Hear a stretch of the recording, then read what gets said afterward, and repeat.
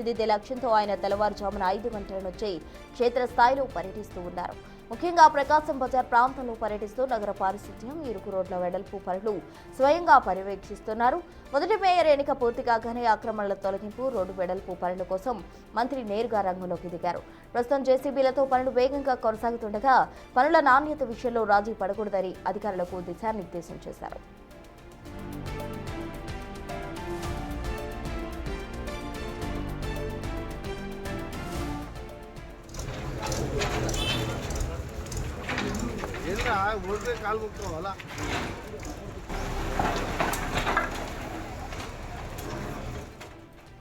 Nalgonda municipal corporation అభివృద్ధికి సంబంధించి ప్రత్యేక దృష్టి పెట్టారు మంత్రి కోమటిరెడ్డి వెంకటరెడ్డి. దీనికి సంబంధించి తాజా అప్డేట్స్ మా ప్రతినిధి రమేష్ అందిస్తారు. రమేష్, రైట్, నిన్న మేయర్ ప్రమాణ స్వీకారం పూర్తయింది. కార్పొరేషన్ అభివృద్ధిపై దృష్టి సారిస్తానని నిన్న మంత్రి కోమటిరెడ్డి వెంకటరెడ్డి చెప్పడం జరిగింది. చెప్పిన మాట ప్రకారమే ఉదయం 3:30 ఇక్కడ నల్గొండ పట్టణానికి చేరుకొని ముందుగా లతీఫ్ గుట్ట వెళ్ళడం జరిగింది. అదేవిధంగా ప్రస్తుతం ప్రకాశం బజార్ లో కొనసాగుతున్నటువంటి పనులు చూస్తున్నాం. ప్రకాశం బజార్ అనేది ఎప్పటి నుంచో కూడా సంవత్సరాల నుంచి కూడా ఇరుకైన రోడ్లతో కూడా ఎంతో ట్రాఫిక్ కానీ అదేవిధంగా వ్యాపారులకు కానీ ఎక్కువగా ఇబ్బంది కలిగేది. అలాంటి ఇబ్బందులు లేకుండా కూడా పూర్తిగా ఆక్రమణలు తొలగించుకుంటూ కూడా జేసీబీలు వరుసగా పనులు నడుస్తున్నటువంటి పరిస్థితి కనిపిస్తుంది. అదేవిధంగా ఈ కేబుల్ వర్క్స్ కూడా అండర్ గ్రౌండ్ లో కూడా కేబుల్ పెట్టిస్తున్నారు. అదేవిధంగా సాయంత్రం వరకు రోడ్డు వేయాలని కూడా పెట్టుకున్నటువంటి పరిస్థితి కనిపిస్తుంది. చాలా వరకు వచ్చి కూడా దీన్ని హర్షిస్తున్నటువంటి పరిస్థితి కనిపిస్తుంది. ఎందుకంటే కొంత ఇబ్బంది కలిగినప్పటికీ కూడా మొత్తం కూడా ఇది పెద్ద పట్టణం, ఒక స్మార్ట్ సిటీగా రూపురేఖలు మారుతున్నాయి. కాబట్టి ఖచ్చితంగా ప్రకాశం బజార్ ఈ విధంగా చేయాలని కోరుకుంటున్నటువంటి పరిస్థితి కనిపిస్తుంది. మంత్రి దగ్గరుండే అన్ని పనులు కూడా చేస్తున్నారు. జిల్లా ఎస్పీ కూడా ఇక్కడికి చేరుకోవడం జరిగింది. మొత్తం అంతా సిబ్బంది అంతా కూడా కలిసి పనిచేస్తున్నారు. మనం చూడొచ్చు, పొద్దున్నే అంతా కూడా ఇలాంటి పనులు కొనసాగుతున్నటువంటి పరిస్థితి కనిపిస్తుంది. మనతో మాట్లాడడానికి మంత్రి కోమటిరెడ్డి వెంకటరెడ్డి ఉన్నారు. సార్, మొత్తం మీద నిన్న మేయర్ ప్రమాణ స్వీకారం జరిగింది. నిన్న ప్రమాణ స్వీకారం జరగగానే వెంటనే కార్పొరేషన్ అభివృద్ధిపై కూడా పాటు పడతానని కూడా చెప్పడం జరిగింది. వెంటనే 3:30 గంటలకు లేవడం ఏంటి, పనులు చేయించడం ఏంటి? మేయర్ ఎలక్షన్ కు కార్పొరేషన్ ఎలక్షన్ సంబంధం లేదు. ఇది ఎప్పుడో అనుకున్న పని. 10,000 మంది 20,000 మంది రోజు ఇక్కడ ట్రాన్స్పోర్ట్ వస్తుంటారు షాపింగ్ కోసం. సో డివైడర్తో ఏంటంటే, డివైడర్ పెట్టిన ఉద్దేశము ఒక లైటింగ్ కోసం పెడితే ఏకంగా 40-50 మంది మొత్తం షాప్ పెట్టుకుంటారు. మొత్తం హోల్సేల్ షాప్ పెట్టి కరెంటు మీటర్లు కూడా ఇల్లీగల్గా ఎలక్ట్రిసిటీ డిపార్ట్మెంట్ కూడా వార్నింగ్ ఇచ్చిన వాళ్ళకు, వాళ్ళు డైరెక్ట్ ఎలక్ట్రిసిటీ కనెక్షన్ తీసుకుంటే ఖమ్మంకి వెళ్ళి వాళ్ళు మీటర్ పెట్టుకుంటారు వితౌట్ మీటర్. నేనేం చెప్పిన అంటే 20,000 మందికి వచ్చిపోతుంటారు. పండుగల సీజన్ యాక్సిడెంట్లు అవుతాయి. ఎవరు బాధ్యత? గవర్నమెంట్ బాధ్యత, ఎమ్మెల్యేగా నా బాధ్యత, ఎస్పీ గారి బాధ్యత, కలెక్టర్ గారు వస్తున్నారు. ఇప్పుడు మా అడిషనల్ కలెక్టర్ అశోక్ రెడ్డి గారు, ఆర్డీఓ గారు ఉన్నారు. ఇవన్నీ ఆలోచించి నిన్ననే మీరు ఏమన్నారు, ఇప్పుడు నువ్వేమన్నావు మీ ఇంటర్వ్యూలో, నిన్ననే మేయర్ ఎలక్షన్లకు దీనికి సంబంధం లేదు, సూపర్ స్మార్ట్ సిటీగా తీర్చిదిద్దుతాం మేయర్ ఎన్నికలతోటి, దర్బార్లు ఉంటాయి, వాటిలో కూడా దర్బార్లు ఉంటాయని కూడా మీరు వ్యక్తితో మాట్లాడారు. నేను అందుకనే చెప్పిన, ఇక్కడ వీళ్ళకి డీసీఎం వాళ్ళు ఇల్లీగల్ గా గోల్డ్ స్టిక్ క్యాబినెట్ లో పెట్టి రాజశేఖర రెడ్డి గారు సీఎం గా ఉన్నప్పుడు, నేను అప్పుడు ఈ గోల్డ్ స్టిక్ బజారు 8 ఎకరాలు కలెక్టర్ ఆఫీస్ ఆనుకొని 50,000 రూపాయల గజం ఉంటుంది. 8 ఎకరాలు ప్రెస్ వాళ్ళకి ఇప్పించిన. సో దాంట్లో ఇల్లీగల్ గా డీసీఎం వాళ్ళకు ఈ సిటీ సెంటర్లో పార్కింగ్ అవసరమైంది. అందుకని హౌసింగ్ బోర్డు ల్యాండ్ 50 ఎకరాలు ఉంది. అక్కడికి ఎస్పీ గారు చెప్పగానే వెహికల్ దాన్ని కూడా అక్కడ తరలించడం అయిపోయింది.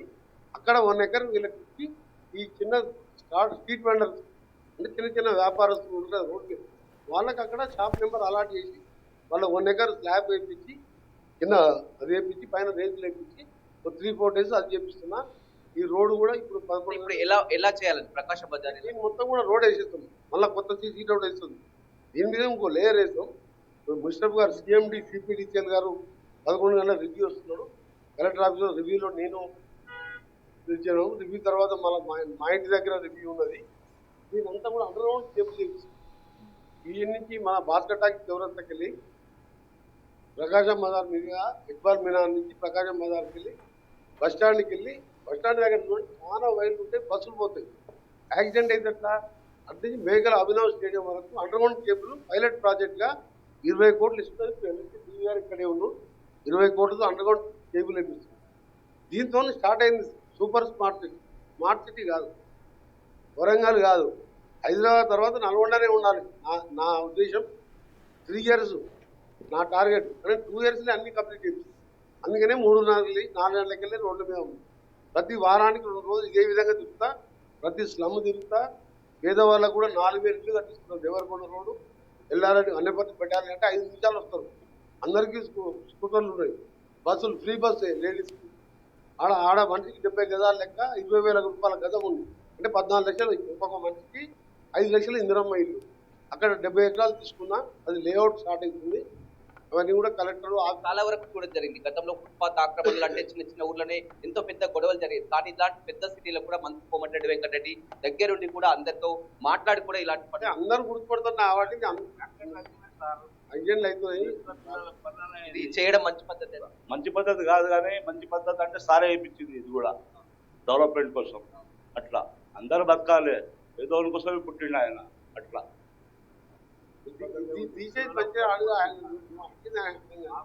ఈ విధంగా మొత్తం రోడ్డు వైడింగ్ చేయడం వాళ్ళ కోసమే పుట్టిండు సార్ ఆయన. ఎవరిలాంటి మనిషి ఆయన. వాళ్ళకి చెడగొట్టాలి, వీళ్ళకి చెడగొట్టాలి, రెచ్చగొట్టే మాటలు మాట్లాడుతాడు. పీస్ఫుల్ గా పోతుంది. ఆ అమ్మాయికి అయింది యాక్సిడెంట్, 20,000 కట్టింది. ఒక పండ్ల బండి అతను కూడా మీరు మొత్తం కూడా వారికి పండ్ల బండి కూడా 8 లక్షల బిల్లు అంటే ఆ డాక్టర్తో మాట్లాడి హైదరాబాద్ లో హాస్పిటల్ ఉంటే 3 లక్షలు తగ్గించి 5 lakhs నేనే పే చేస్తున్నా. ఒక ఫ్రూట్ మార్కెట్ నా కారు ఇవాళ ఒక్క రోజులో 30,000 పండ్లు ఎట్లా అమ్ముడిపోతాయి. నువ్వు అక్కడ 3 రోజులలో కట్టిస్తా అంటున్నావు, 3 రోజులలో కట్టిస్తా అంటున్నావు కదా. ఆ పనులు ఏం చేయాలంటే 30,000 పెట్టి పనులు కొని అందరికి 12 ఒక డజన్ లెక్క అక్కడ ఉన్న వాళ్ళందరికీ కూడా డిస్ట్రిబ్యూట్ చేసి, ఇంక్లూడింగ్ మా పోలీస్ డిపార్ట్మెంట్, మా ఎస్పీ గారు చొరవ తీసుకొని వాళ్ళ టీంని పంపించి ఇదంతా ఏంటంటే పబ్లిక్ ఇంట్రెస్ట్లే చేసి ఇప్పటికే నల్గొండలో 2,000 కోట్లతో కూడా అభివృద్ధి పనులు కూడా కొనసాగుతున్నట్టు.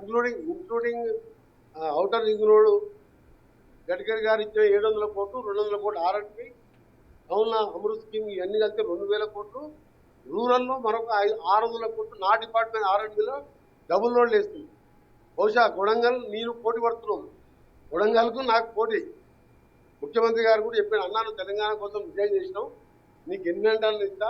అప్పుడు కిరణ్ కుమార్ రెడ్డి నీకు డబ్బులు ఇవ్వలేదు, నీ ప్రాజెక్ట్ అని బ్రాహ్మణవేలలో పూర్తి చేయించిన, చెరువులు నింపిన, సొరంగం స్టార్ట్ చేయించిన, అమెరికా పంపించిన నన్ను సీఎం గారు. బ్యాడ్ లక్ కింద అక్కడ కూలిపోయి మళ్ళీ ఇప్పుడు స్టార్ట్ అవుతుంది. సో ఇట్లా యూనివర్సిటీలో ఫార్మసీ, లా కాలేజ్ కూడా ఈ జూన్లో అడ్మిషన్ ఇస్తున్నాం. That is all self finance course. Pharmacy లా ఏంటంటే గవర్నమెంట్ కూడా అవసరం లేదు. ఫార్మసీ కంపెనీలో ఎంప్లాయ్మెంట్ లా చేసుకుంటే ప్రాక్టీస్ చేసుకోవచ్చు. సో అది కూడా మన మేడారం క్యాబినెట్ మీటింగ్లో సమ్మక్క సారలక్క జాతరలలో అక్కడ జరిగే క్యాబినెట్లో నాకు ఫార్మసీ లా కాలేజ్ ముఖ్యమంత్రి గారి క్యాబినెట్లో 64 పర్మనెంట్ పోస్టులు. సో నా ఏకైక గోల్ ఏంటంటే 5 సార్లు గెలిపించింది, ఒకసారి ఎంపీగా 6 సార్లు గెలిచి రేపు రిటైర్ అయిన తర్వాతనో చనిపోయిన తర్వాతనో అలాంటి టైంలో ఎమ్మెల్యేగా ఉంటే పర్వాలేదు రానాలి. మంచోడు అనుకున్నా ఏం లేదు, పర్వాలేదు రా బాగా ఎంత మారిపోయారు. ఫైర్ బ్రాండ్ గా ఉన్నటువంటి కోమటిరెడ్డి వెంకటరెడ్డి రాజకీయ విమర్శలు చేయాలి. ఇంకా 3 ఏళ్ల పాటు కూడా అభివృద్ధిపైనే దృష్టి సారిస్తారని కూడా చెప్పడం జరిగింది. ఇలా మాజీ ముఖ్యమంత్రి కేసీఆర్ పుట్టినరోజు, కేసీఆర్ గారికి జన్మదిన శుభాకాంక్షలు. నిన్న 100 ఏళ్ళు ఆరోగ్యంగా ఉన్నారని భగవంతుడు ప్రార్థిస్తున్నా. నా బర్త్డే కూడా ప్రతిసారి సీఎంగా 10 ఏళ్ళు అపాయింట్మెంట్ ఇవ్వలే కానీ వీటికి మాత్రం పంపించేది. ఉద్యమంలో నేను రాజీనామా చేసినప్పుడు ఇద్దరం రోజు మాట్లాడుకునేవాడు. పార్టీ వేరైనా నేను రిజైన్ చేసినామంటే నిజంగా గ్రేట్. ఎంకన్నా నువ్వు అంటే మాకు ఫ్యామిలీ, మాకు చాలా దగ్గర పరిచయం వేరు, పార్టీలు వేరు. బట్ నాకేంటంటే ఒకటే దేవుని ప్రార్థించేది ఆరోగ్యంగా నిన్న 100 వేలు ఉండాలి. తెలంగాణ ఉద్యమంలో ఆయన పాత్ర కూడా ఉన్నది. అరే ఆయన కంటే నా పాత్ర ఎక్కువ ఉందనుకో, మంత్రి పదవి వదిలిపెట్టుకున్నాను. ఆయన ఏమో రాజీనామా చేసి మళ్ళీ పోటీ చేసి నేను మంత్రి పదవి మళ్ళీ తీసుకోమని సోనియా గారు చెప్తే వద్దు మేడం నేను తెలంగాణ ఉద్యోగంగా తీసుకుంటా అని చెప్పాను. That is Komatireddy. సడన్ గా మార్పు ఏంటి? ఎందుకంటే గతంలో చూడడం జరిగింది, కేటీఆర్ కానీ హరీష్ రావు కానీ పదే దూకుడుగా ఉన్నటువంటి మంత్రి కోమటిరెడ్డి వెంకటరెడ్డి నడిచే రోడ్డు అన్ని నేను వేసుకునే, మోటార్ సైకిల్ వేసుకొని తిట్టుకుంటా అన్ని గలీజీ పెట్టుకుంటే. డెవలప్మెంట్ అనేది వేరు. నాకేమైనా పేదవాళ్ళు ఎవరైనా బాధపడ్డా, కష్టాలు ఉన్నా, చదువుకోవాలన్నా, ఎవరైనా దేవుడు అన్యాయం చేసి కుటుంబం పెద్ద చనిపోయినా నిన్నటికెళ్ళి చూస్తున్నా ఓట్లు అయిపోయినాయి కదా మొన్న. నిన్న ఏం అవసరం ఓల్డ్ సిటీకి పోయినా ఐదు లేడీస్ ఉంటుంది 30-35 లెవెల్లో. ఎంపీ గారు 30 ఇయర్స్ మీకు కూడా చెప్తే ఇప్పుడు ఇది అయిపోయింది. 30 ఇయర్స్ యాక్చువల్గా చనిపోయాను. ఆయన డిసీజ్ చనిపోయారు. ఇద్దరికి 2 lakhs డిపాజిట్ చేసినారు. అంటే అది రోడ్లు వేయగానే లీడర్ కాదు, పేదవాళ్ళకి సాయం చేసిన వాడే నిజమైన లీడర్ అని మా కార్పొరేటర్లు స్పీచ్లో చెప్తారు. మీరు మీ రోడ్లు డ్రైనేజీని చూసుకుంటా మీ వార్డులో 5-6 వేల జనాభా ఉంటారు. ఏ కుటుంబంలో బాధ ఉన్నా నాకు చెప్పండి, నా సొంతంగా ప్రభుత్వ పరంగా నీకు హెల్ప్ చేస్తా, అసలు నా దగ్గర లిస్ట్ తీసుకురండి అని రోజు రోడ్లు డ్రైనేజీ అని చెప్పి అవన్నీ నేను చేసుకుంటా. వాళ్ళకు కార్పొరేటర్లు బాధ ఏది, ఎమ్మెల్యే బాధ్యత ఏంది, మినిస్టర్ బాధ్యత ఏంది. పేదోడు ఎక్కడ బాధపడినా ఎక్కడ కన్నీళ్ళు వచ్చినా మన కళ్ళల్లో కన్నీళ్ళు రావాలి, ఆ కన్నీళ్ళు చూడవాలి. వాడే నిజమైన లీడర్. నిన్న ఎన్నిక అయిపోగానే మీరు హైదరాబాద్ వెళ్ళారేమో అని అందరు కూడా అనుకుంటున్నారు. నేను హైదరాబాద్ వెళ్ళిపోతే నేను నల్గొండ నా ఇల్లు. హైదరాబాద్ పోయి వస్తుంటప్పుడు మినిస్టర్ కాబట్టి స్టేట్ మొత్తం తిరుగుతా. నాకు హైదరాబాద్లో పేదోళ్ళు ఉన్నారు. మన ఇంకా ప్రతి వారం కూడా ఇదే విధంగా ఉంటాయి సార్. ప్రతి వారం 2 డేస్ ఉంటా. మన సోయల్ అని ఏ పార్టీ తెలియదు, యాక్చువల్లీ చనిపోయింది పర్నకి దగ్గర ఎంఐఎం పార్టీ. నాకు పార్టీ తెలియదు, చిన్నప్పటికెళ్ళి పరిచయం. వాళ్ళ నాయన చిన్నప్పుడే చనిపోయింది. వాళ్ళ అమ్మ కానీ నాకు సొంత తమ్ముళ్ళలాగా చూసుకుంటుంది. పోయిన 2 లక్షలు సహాయం చేసినారు. ఆ పిల్లల్ని చదివించుకుంటా అని చెప్పినారు. మన ఫ్రూట్ మార్కెట్లో 3 ఏళ్ళ కింద గ్యాస్ సిలిండర్ రాలేము. గ్యాస్ సిలిండర్ వెళ్ళి ముక్కలు అయిపోయింది. ఆ పిల్లల్ని మొత్తం నేనే చదివించుకుంటున్నాను. పైసలు ఇచ్చుడు వేరు, ధైర్యం ఎప్పుడు కావాలి.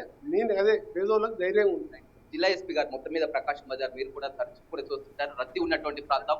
ఇప్పుడంతా కూడా ఇప్పుడు పొద్దున మనము ఇదంతా జనాలు ఉండే ఇల్లీగల్ గా ఆక్యుపై చేసిన వాళ్ళందరినీ కూడా ఫిజికల్గా తిరుగుతూ ఇదంతా కూడా తీయడం జరిగింది. దీనివల్ల ట్రాఫిక్ సమస్యలు కూడా మనకు చాలా వరకు తగ్గిపోతాయి. ఎందుకంటే హాకర్స్ అందరూ కూడా మనం వేరే ప్లేస్ అలవాట్ చేసి ఇదంతా కూడా క్లియర్ చేసినాం కాబట్టి ట్రాఫిక్ కూడా క్లియర్గా అయితే ఇక్కడ స్పెషల్గా ఇంకా ట్రాఫిక్ రెగ్యులేషన్ కూడా మా తరఫున అలవాట్ చేసుకుని ఇక్కడ కూడా ఎటువంటి రైట్ చూడొచ్చు. మొత్తం మీద మంత్రి కోమటిరెడ్డి వెంకటరెడ్డి ఉదయాన్నే ఒక దర్బార్ అయితే స్టార్ట్ చేయడం జరిగింది. 4 గంటలకే ప్రకాశం బజార్ చేరుకొని ఇక్కడ అంతా కూడా ఫుట్పాత్లన్నీ మొత్తం కూడా క్లియర్ చేస్తున్నారు. అదేవిధంగా కేబుల్స్ అంతా కూడా అండర్ గ్రౌండ్ వేసి సాయంత్రం వరకు కూడా ప్రకాశం బజార్ లో రోడ్డు వేసే విధంగా జేసీబీలతో వర్కులు కూడా నడుస్తున్నటువంటి పరిస్థితి కనిపిస్తుంది. ఇక ప్రతి వారం కూడా ఇదే విధంగా పట్టణంలో దర్బార్ నిర్వహిస్తాను, పూర్తి స్థాయిలో అభివృద్ధి తప్ప కూడా విమర్శలకు తావివ్వను, ఎలాంటి రాజకీయ విమర్శలు కూడా చేయనని కూడా మంత్రి కోమటిరెడ్డి వెంకటరెడ్డి చెప్తున్నారు.